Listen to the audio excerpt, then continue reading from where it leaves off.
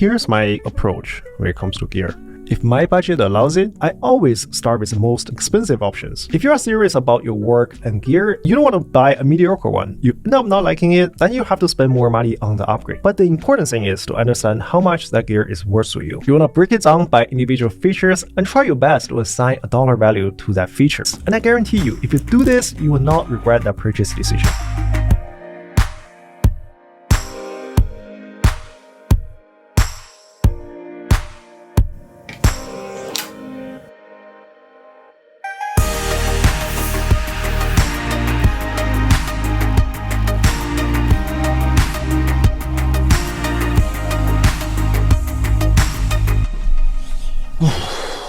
Now, the Apple Pro Display XDR. There's a lot of controversy around this monitor. It is 6 years old, and by this point, there are a lot of alternatives in the 6K monitor market. And this thing is still as expensive as your first car. But I'll be honest with you, for the people who has a budget for it, nothing can quite beat that Apple design. Maybe you just like the design of it, or simply has a huge budget for expensive things. And whatever that case for you, I want to make this video to help you with your decision making. I'm gonna skip most of the unboxing experience, which is certainly next level. They give you the power cable, Thunderbolt cable, and there's this nice microfiber cloth. It's important that you don't lose this one. Handling this thing made me super nervous, mostly because this monitor is ridiculously heavy. But once you get it onto the stand, I'm talking about this satisfying magnetic snap that just locks into place. Suddenly, this massive 32-inch display feels light as air. You can literally adjust the height with one finger. And because of this stand, which looks like it's casted from a solid block of metal, and this spring mechanism inside is so strong, I needed my full arm strength just to compress it. It's honestly kind of wild. But the monitor itself is made from one solid piece of aluminum with this crazy 3-dimensional lattice pattern on the back that matches the 2019 Mac Pro. And you may know it as the cheese grater design. All these little holes aren't just for looks. They're machined directly into the aluminum to create this massive heatsink. And the whole back panel is basically one giant cooling system. The whole chassis is about 1 inch thick with this perfect 9mm bezels all the way around. While many modern monitors today still have the ugly lips below the screen due to the cost and structural constraints, Apple clearly never make any compromise here. Now, the overall design of this, 10 out of 10.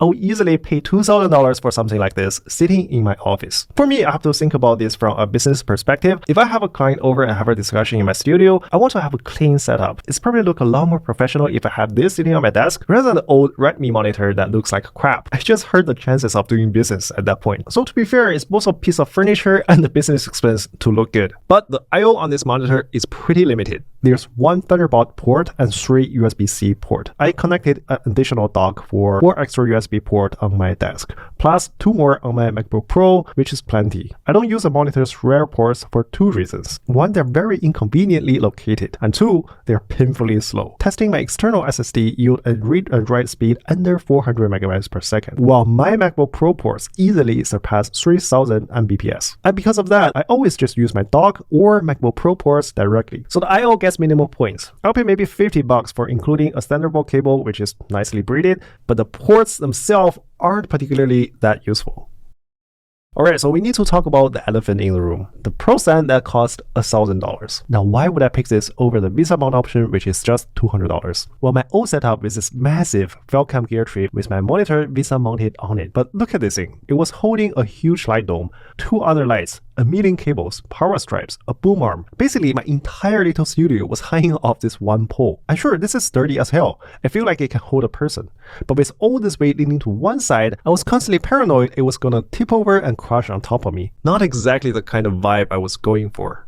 Plus, I've got this massive table I got straight from a lumber mill. It's made from solid black walnut, although my pin job can use a little bit more work. So in my own situation, the Pro stand just makes more sense. I mean, yeah, people complain about there's no left to right tilting, but I never really move my monitor around anyways. And if you just need to have that, just get the Visa mount for $200 and save yourself some cash. But here's the thing that actually justifies that crazy price tag.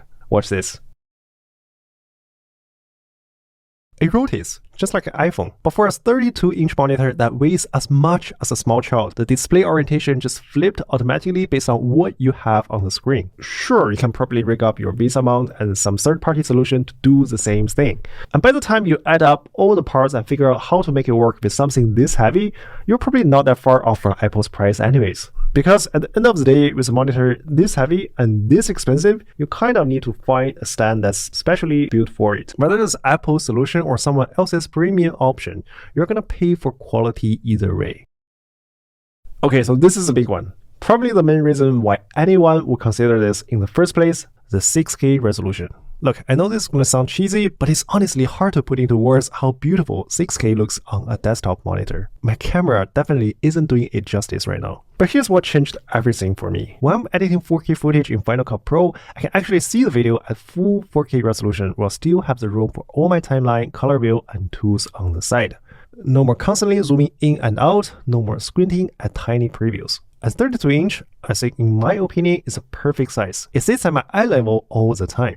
I've tried the dual monitor setup in the past, but 9 times out of 10, I just end up staring at the black bar in the middle and it would drive me crazy. Plus, I never really move my monitor around anyways, so I always come back to the simple one monitor setup. Less hassle, more focus. Now, if you're used to 4K, then jump to 6K is immediately obvious. Like, if you look at the tiny icon on the screen, you can actually see the individual pixels. Just to put things in perspective, here are the pixel density across all the other panels with the same size. Your typical 4K monitor has a PPI of 140, and the 6K is 55% density increase. And that's absolutely huge. Text is gonna look crisp as a paper, UIs are razor sharp, and honestly, it feels like putting on glasses for the first time. A quick tip, if you want more contrast, the glossy screen is actually the one you want. It provides more contrasty and punchy images, plus it's easier to clean. The glare isn't that bad unless you're pointing a spotlight directly at it. Now, at some point in this video, we're gonna have to get technical for just a little bit. This monitor uses a technology called full array local dimming mini LED backlights. Basically, it means it has multiple zones that can be controlled independently for better contrast. This is an LCD screen with a grid of LED behind it that can dim individually. Standard monitor has a single backlight though. That's very bad. The OLED displays has per pixel dimming. That's very good. FALD mini LED backlighting on a Pro XDR display sits somewhere in the middle. The metrics to measure how good font is the number of dimming zone it has. For example, the XDR has 576 local dimming zone that can heat up to 1600 nit peak brightness. Now, is that a good number or bad number by 2025 standards? Most brands will only do this for less than 10 dimming zones, and for having nearly 600 of this are quite crazy. But here's the thing. Critics will tell you that this tech is getting a bit old. If you want cutting-edge stuff, OLED is going to give you perfect blacks, and the contrast ratio it produces may make this monitor look outdated. But of course, OLED has its own issue with burning, and technically, it can get pretty expensive. But we're talking about a 6,000 panel here, so I guess expensive is kind of relative. Apple already has OLED in their iPad a few years ago, which makes me think they're probably going to shift everything to OLED eventually, including this monitor. It just makes sense for Apple to go that route. So if I'm right about this, Apple is probably going to announce a way better version of this monitor in the next year or two. But you know what? Sometimes you can't wait forever for the perfect moment. Sometimes you just have to make the decision with the information you have right now and trust the value you get today justifies the risk of something better coming tomorrow. At least watching movies on this thing is an incredible experience. It actually makes my 75 living room TV look kind of sad in comparison. So how much does this resolution worth to me? Well, I say about $1,000. Because as pretty as this monitor is, there's definitely some diminishing return when it comes to 6K for my work. If I'm buying this just to edit YouTube videos, 6K is nice to have, but honestly, it might be an expensive overkill. Right, so we need to talk about color. This thing has over 20 million pixels running true 10-bit color, which basically means it can show way more colors than your typical monitor. What this unlocks is something that I didn't even know I was missing: proper HDR workflow and what Apple calls the reference mode. I don't want to get too technical, but these are essentially preset color profile that adjust the display's color, brightness, and other settings to match the different content you're creating. For example, a photographer working on a print project can choose from a color profile optimized for a printer he uses. And this monitor will let the photographer know exactly what print will look like. Or if you're producing a video, you can optimize it for Rec 709 when you do your color grading for your video. In short, it helps you do professional stuff professionally. being able to finally see your work translated truthfully is my main goal of getting a professional monitor. When editing on my old Redmi monitor, stuff that looked great on my monitor would look completely different once I upload it to YouTube. And we are treating YouTube like a real business. That is just not acceptable. So color accuracy easily worth about $1,100–$1,200, which bring the total value of this monitor for my own use case for around $5,250. Most of its competitors do not have everything in one package. They either lack the dimming zone or the wide DCI-P3 color space coverage. So I guess that sort of justifies the overall cost of $6,000. Now let's talk about the flaws.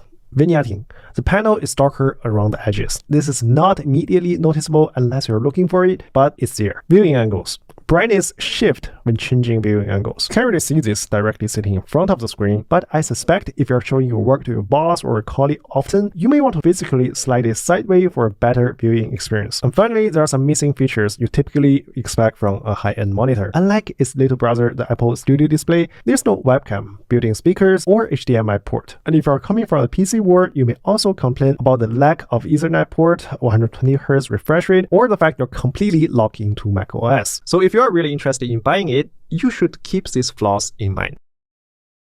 So find us out, who is this monitor for? At $6,000, it's clearly not targeted towards average consumer. It's aimed at business and professional users. I bought this using my company account, which definitely softened the financial impact. It's a professional tool meant to generate income. If you didn't have a company account, I probably wouldn't recommend anyone to buy this one firsthand. That said, if there's a second-hand unit out there for the right price, I will seriously consider it. Given how old the monitor is, I don't think it's very hard to find. But I will say this, ultimately, creativity is a fickle and fragile thing. Sometimes to nurture it, what you need is not necessarily the most reasonable tool. It's about having something that inspires you in your workstation and help you to create more. This can be a valuable creative investment. And if your work is good, the tool is going to make that money back tenfold. But if you are like most people who's on a budget for a high-end monitor like this, I have another video coming up on a similar 5K monitor, which is just less than 1/5 of the cost of this. Stay tuned for that. Have yourself a good day, and I will see you in the next one.